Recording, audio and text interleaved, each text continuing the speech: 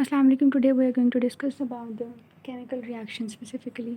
Chemical reactions की बात करें तो हमारे पास different types of chemical reactions होते हैं जो कि कार्बोहाइड्रेट्स के केस में हम डिस्कस करते हैं। ये सारे सब केमिकल रिएक्शन सबसे पहले ozone formation, sugar alcohol formation, sugar acid formation, reduction action of the sugar, फिर action of acids, action of bases, glycoside formation. और उसका मतलब ये डिफरेंट उसके बाद फॉर्मेशन आ जाती है, डिफरेंट चीज़ें बन रही होती हैं, जैसे ग्लाइकोसाइड्स बन रहे हैं, एस्टर बन रहे हैं, अमाइनो शुगर बन रही है।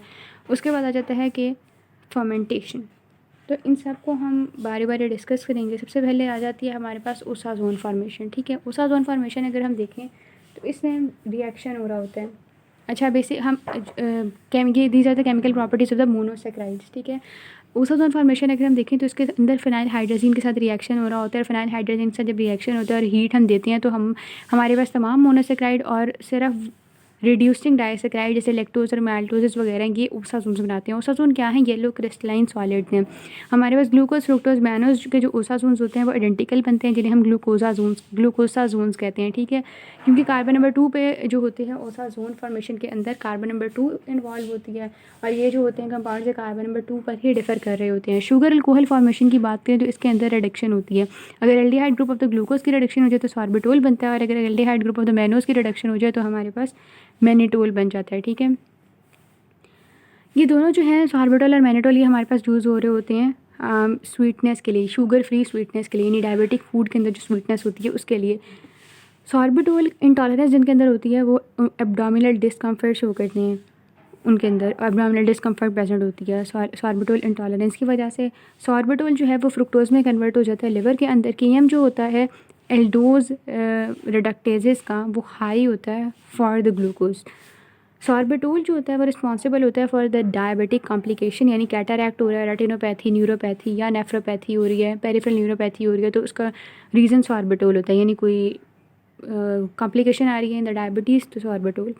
मैनिटोल जो होता है, दोनों बातें हमने इसकी पढ़ ली, जो करेक्टरिस्टिक्स हैं। इसकी एप्लीकेशन पढ़ें तो सेरेब्रल एडिमा या ग्लूकोमा के अंदर ये ऑस्मोटिक डायरेटिक के तौर पे काम कर रहा होता है, लेग्जेटिव होता है मैनिटोल, और इसके अलावा स्वीटनर वाली प्रॉपर्टी तो दोनों की सेम है। शुगर एसिड फर्मेंटेशन की बात करें तो इसके अंदर ऑक्सीडेशन ऑफ एल्डोसिस हो रही होती है और डिफरेंट कार्बन नंबर्स पर हो रही होती है। सबसे पहले ग्लूकोनिक एसिड है, कार्बन नंबर 1 पर हो रही है, NR है इसके अंदर।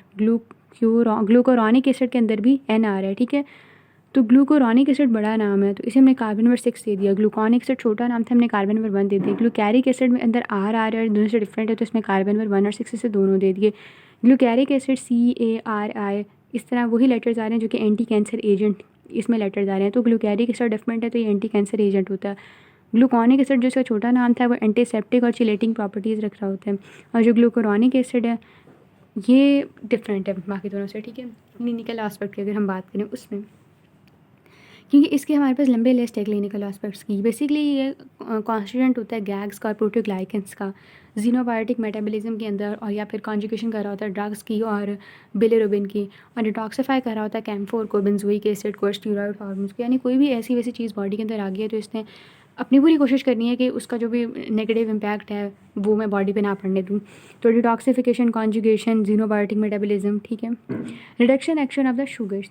रिडक्शन एक्शन ऑफ शुगर्स की अगर हम बात करें तो जो फ्री कार्बोनाइल ग्रुप होता है रिड्यूसिंग शुगर का, अल्कलाइन सोल्यूशन के अंदर जब हम रखें तो उसकी एनोलाइजेशन होती है, इनोलाइजेशन। ठीक है, और उसके नतीजे में हमारे पास डिफरेंट आयंस हैं जो कि रिड्यूस होते हैं, जैसे आयरन, कॉपर, मरकरी और सिल्वर हो गया। ठीक है, और यही जो होता है ये बेसिस होती है हमारे पास बेनेडिक्ट टेस्ट की। Reduction action of the sugar is the basis of the Benedict test. उसके बाद action of acid, hot dilute जो मिनरल एसिड होते हैं वो तो रेजिस्टेंट, अगर वो उसके हम मतलब एक्सपोज करें to the monosaccharide hot dilute mineral acid को तो रेजिस्टेंट वो शो करते हैं, कोई रिएक्शन नहीं होता, रेजिस्टेंस शो करते हैं। स्ट्रॉन्ग एसिड अगर हम वो एक्सपोज करें तो हमारे पास वाटर रिमूव हो जाता है और फरफरल फॉर्मेशन हो जाती है। फरफरल फॉर्मेशन हो जाती है, बेसिकली हमारे पास फरफरल जब बन जाते हैं, जब ये फेनोल के साथ कंडेंस करते हैं तो हमारे पास कलर्ड प्रोडक्ट देते हैं, और ये कलर्ड प्रोडक्ट बनना और ये एक्शन ऑफ एसिड जो है ये सारा ये मोलिश टेस्ट जो होता है कार्ब्स के लिए उसकी बेसिस है।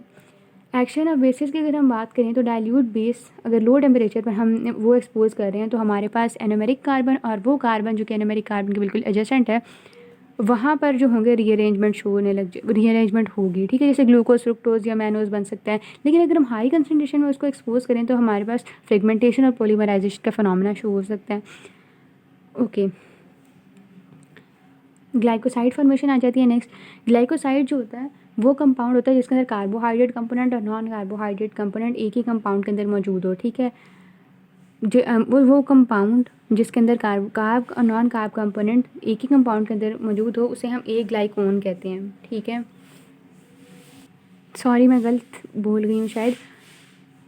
जो ग्लाइकोसाइड होता है वो कंपाउंड होता है जिसके अंदर कार्ब और नॉन कार्ब कंपोनेंट दोनों प्रेजेंट है, ठीक है। लेकिन ये जो नॉन कार्ब कंपोनेंट प्रेजेंट है इसे हम एक ग्लाइकोन कह रहे होते हैं, ठीक है। और एक ग्लाइकोन अब जो प्रेजेंट है ये कौन कौन से नॉन कार्ब कंपोनेंट कौन कौन सा हो सकता है ग्लाइकोसाइड्स के अंदर, तो वो है methyl alcohol, sterol, phenol, protein, lipids, ठीक है। और ये जो होते हैं अब हमारे पास जो ग्लाइकोसाइड हैं ये शुगर के साथ अटैच हो सकते हैं। अगर वो OH के साथ शुगर के साथ अटैच हो अपने OH को यूज़ करते हुए तो हम उसे OH या N के साथ अटैच हो सकते हैं NH2 के साथ, ठीक है। तो हम उन्हें O ग्लाइकोसाइड ऑक्सीजन ग्लाइकोसाइड कहेंगे, ऑक्सीजन लिंक ग्लाइकोसाइड बेसिकली। और अगर वो NH2 ग्रुप से अटैच हो रहे हैं तो नाइट्रोजन लिंक ग्लाइकोसाइड्स होंगे वो। अब उसके बाद हमारे पास अगर हम इनके इंपॉर्टेंट ग्लाइकोसाइड्स देखें कौन कौन से होते हैं तो कुछ कार्डिक ग्लाइकोसाइड्स हैं जो कि इंपॉर्टेंट होते हैं, जैसे हम जिनमें हमारे पास डिजिटॉक्सिन और डिजिऑक्सिन होता है। ये दोनों क्या करते हैं, ये मसल कॉन्ट्रैक्शन को स्टिमुलेट कर रहे होते हैं, ठीक है। बेसिकली कार्डिक ग्लाइकोसाइड है, हार्ट से रिलेटेड है, डिजिटॉक्सिन एंड डिजॉक्सिन। उसके बाद स्ट्रेप्टोमाइसिन आ जाता है। स्ट्रेप्टोमाइसिन जो होता है वो एंटीबॉडी होता है, एंटीबायोटिक होती है, ठीक है।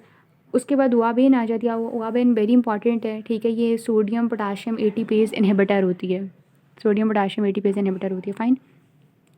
एस्टर फॉर्मेशन, हमारे पास जो हाइड्रोक्सिल ग्रुप होता है शुगर का एस्टर फॉर्मेशन के अंदर वो बेसिकली एस्टेरिफाई हो रहा होता है और डिफरेंट किस्म के हमारे पास एस्टर्स बन रहे होते हैं, फॉस्फेट्स, एसीटेट्स, प्रोपियोनेट्स, स्टीरेट्स, बस इतना ही था एस्टर फॉर्मेशन में। अमाइनो शुगर फॉर्मेशन की अगर हम बात करें तो हमारे पास जो OH ग्रुप होता है वो रिप्लेस हो जाता है, उसकी जगह NH2 आके लग जाता है जिसके हमारे पास डी ग्लूकोजामीन और डी ग्लाइक्टोजामीन्स बनते हैं, ठीक है। एंटीबायोटिक्स के अंदर प्रेजेंट होते हैं अमाइनो शुगर, जैसे एरिथ्रोमाइसिन हो गया। और अमाइनो शुगर जो होते हैं बैक्टीरियासाइडल और बैक्टीरियोस्टैटिक एक्शन अपना रख रहे होते हैं। फर्मेंटेशन की अगर हम बात करें तो ये बेसिकली एनर्जी गिविंग प्रोसेस होता है। In the absence of oxygen हमारे पास इथाइल अल्कोहल जो होता है वो जाइमेज के प्रेजेंस में, जो कि एंजाइम है जो कि यीस्ट से आता है, अल्कोहल और कार्बन डाइऑक्साइड बनाता है। जब कार्बन डाइऑक्साइड बनेगी तो इसका मतलब कार्बन डाइऑक्साइड कंसंट्रेशन ज़्यादा हो रही है तो pH लोअर होगा, यानी हमारे फर्मेंटेशन से हम pH लो करके फूड प्रिजर्वेशन में हेल्प ले लेते हैं इससे, ठीक है। और इसके अलावा माइक्रो ऑर्गेनिज्म जो अपनी एनर्जी बना रहे होते हैं वो भी फर्मेंटेशन के प्रोसेस से ही बना रहे होते हैं, okay. We are done with it. रह गया निमोनिक, ठीक है। अच्छा, अब अगर फॉर एग्जांपल हमें आ जाए कि केमिकल प्रॉपर्टीज़ हमने लिखनी है मोनोसेक्राइड्स की तो हमें इनके नेम्स कैसे याद रखने हैं। तो हमारे पास जो लाइन है वो है only sugar rate bargaining allows free hand in budget, ठीक है।